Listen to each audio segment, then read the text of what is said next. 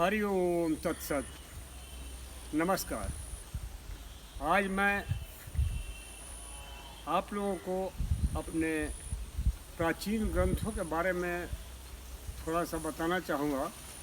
उन ग्रंथों पर दृष्टिपात करने से पूर्व मैं ये कहना चाहूँगा कि सनातन धर्म सनातन है क्या, पहले हमें इस चीज़ को समझना चाहिए। सनातन पृथ्वी के साथ उत्पन्न वह धर्म है जिसमें प्रकृति से लेकर के और आज तक जो कुछ भी है सब उस धर्म के अंतर्गत आ जाता है।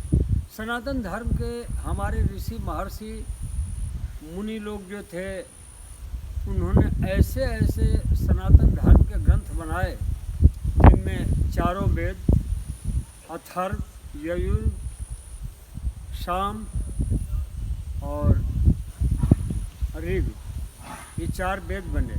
ऋग्वेद में ऋचाएँ हैं। ऋचाओं में इतनी महाशक्ति होती थी जिनसे देवताओं को, चाहे वो देवता दृश्य हो अदृश्य हो, दृश्य देवताओं में अगर हम देखें तो भगवान भास्कर हैं, पृथ्वी है, अग्नि है, यह सब दृश्य देव हैं। और अदृश्य देवों में इंद्र हैं या और अन्य जो हमारे पुराणों में वर्णित हैं वो देवता हैं।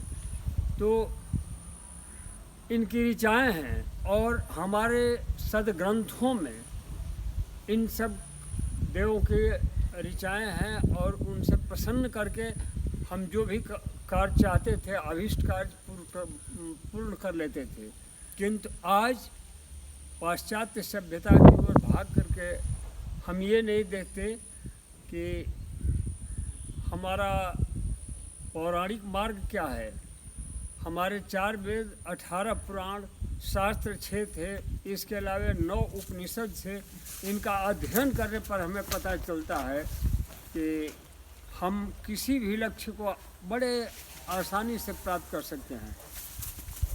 जहाँ तक भारत का प्रश्न है, भारत में विदेश से आए हुए लोगों ने हमारी संपदा को लूटने के साथ साथ बर्बाद किया कि नालंदा, तक्षशिला और विक्रमशिला जैसे विश्वविद्यालय इन्होंने धराशायी कर दिए। जैसा कि मैंने इतिहास में पढ़ा है, ये वर्णित किया गया है कि नालंदा विश्वविद्यालय की पुस्तकें 1 साल तक जलती रहीं। अब हमें सोचना है कि कितनी पुस्तकें थीं, किन किन विषयों पर थीं, कहाँ तक हम पहुँचे हुए थे। यही वो भारत है जहाँ आर्यभट्ट जैसे पैदा हुए और जिन्होंने पूरे ग्रहों की स्टडी की, सब अध्ययन किया और उस अध्ययन का नतीजा हुआ कि ग्रहों और नक्षत्रों की चाल पर उन्होंने शोध किया और उसी के अनुसार आज वही ज्योतिष है जिसके बल पर आज हम ये देखते हैं कि पृथ्वी की चाल कहाँ है।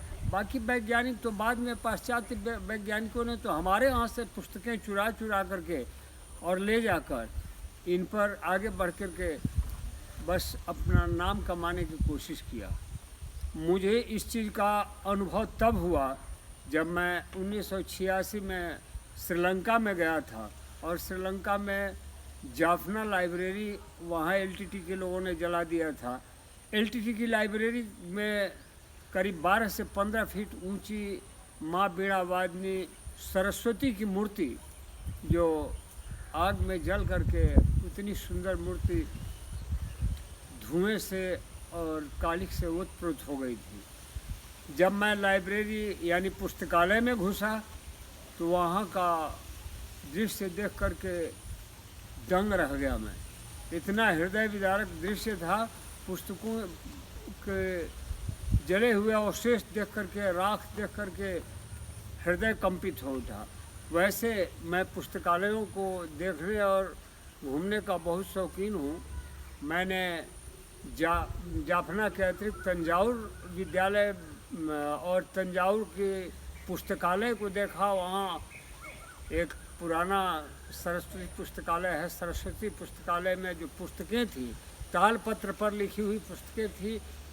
हालांकि वहाँ की तमिल भाषा मेरी समझ में नहीं आती थी, किंतु मैंने देखा पौराणिक ग्रंथ हैं, पौराणिक ग्रंथों में इतनी चीज़ें हैं कि यदि हम उनका अध्ययन करें तो अवश्य हम आगे बढ़ेंगे। और मैं जनता जनार्दन को ये अपनी राय दूंगा, मेरा परामर्श होगा कि हमें संस्कृत और हिंदी को नहीं छोड़ना चाहिए। संस्कृत का अध्ययन करके आज भी हम चाहें तो आगे बढ़ सकते हैं, चाहे तो हम अपने लक्ष्य की प्राप्ति कर सकते हैं।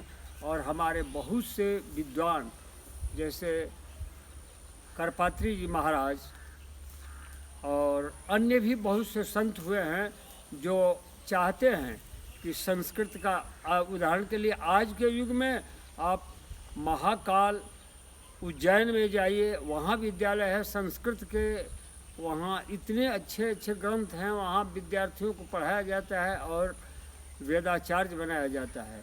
तो मैं ये जनता जनार्दन से अनुरोध करना चाहूँगा कि अपने बच्चों को शिक्षा दीक्षा देने के लिए अपने पौराणिक ग्रंथों को, अपनी खोई हुई विद्या को प्राप्त करने के लिए अवश्य भेजें और अपने बाल बिंद को आगे बढ़ाएं।